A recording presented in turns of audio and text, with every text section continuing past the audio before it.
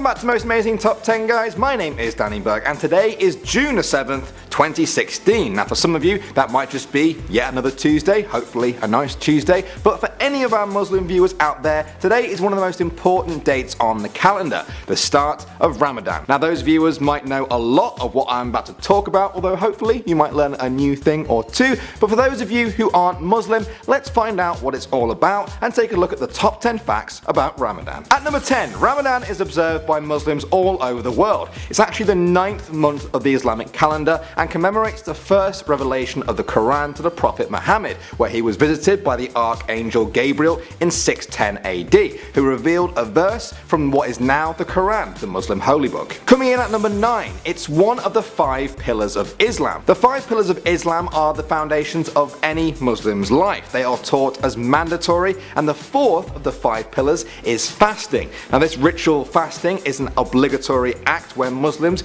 do not eat, drink or smoke from dawn until dusk for the whole of the month of Ramadan. This is the physical act which is meant to help them reflect on their own sins and to cleanse their bodies and minds and experience kinship with fellow believers. At number 8, the name Ramadan comes from the Arabic word ramad, which means being scorched by the hot sun. The old Arabic word ramadat was used to describe sheep that had been burned while grazing in the hot sun, and so Ramadan was used to describe this holy month because God, known as Allah, burns the sins of believers away. I personally love finding out the origins of words. Moving on to number 7 now. Fasting during Ramadan is a mandatory obligation for all Muslims, but there are exceptions to the rule. Those who are exempt from fasting are firstly women who are pregnant, where fasting might hurt the baby, also menstruating women, or those bleeding from childbirth. Also, both physically and mentally ill people, as well as the old and the weak, are exempt. There are also a number of compensatory ways that Muslims can make up for not taking part during the fasting, such as fasting for one day for every day that they missed after Ramadan,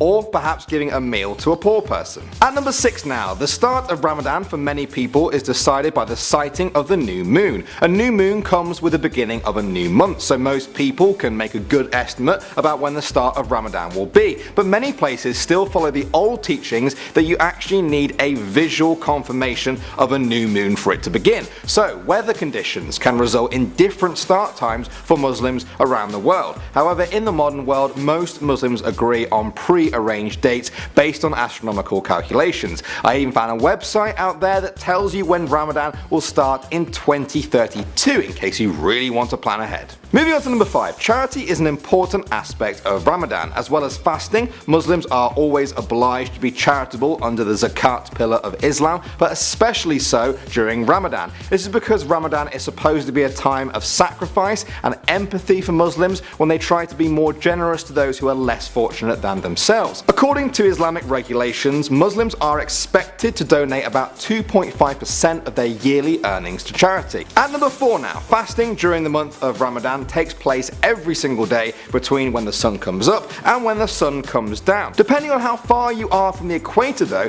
the time between these two can be very different from one place to the next. In the polar regions, for example, during summer, a day will end up being 22 hours long with only 2 hours of actual darkness. So that means 22 hours of fasting. So for Muslims living in countries like Iceland and Norway, which can be quite close to the polar regions, this can present a bit of a problem. Some stay true to the teachings and fast for exactly 22 hours, but others will use the same hours as the nearest city that has a normal sunrise or sunset, or they might even use the same timings as Mecca, the Muslim holy city in Saudi Arabia. Coming in at number 3 now, in the evening when the sun goes down, Muslims break the fast by eating dates. This is because eating dates was how the Prophet Muhammad broke his fasting. Dates also contain high levels of natural sugar, so they kind of make the ideal first food to eat when your body is already in a slightly weakened state from fasting. Many Muslims believe that this boost of energy is needed if they are to start eating normally again, because digesting meals uses energy, so it is healthier to get some dates in you before you start eating a meal. At number 2, Sunni and Shia are the 2 different denominations of Islam. Now they do share a lot of the core beliefs within Islam, but they differ on a number of key issues, including Ramadan.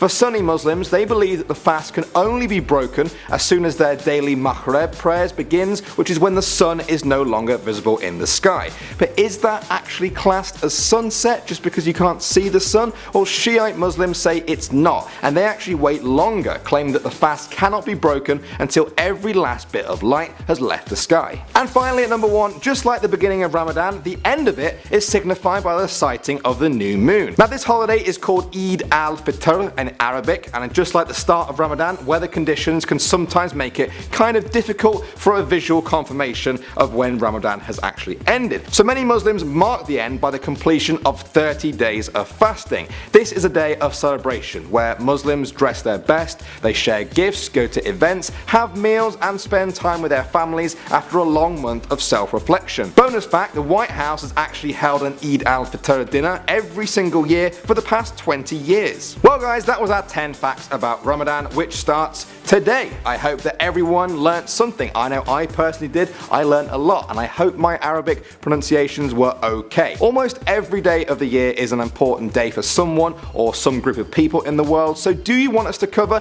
any other day and do 10 facts about that day? If you do, then make yourself heard in the comment section below. Ramadan Mubarak to all our Muslim viewers out there. Thanks for watching Most Amazing Top 10 guys. My name's Danny Burke, and I'll see you guys soon.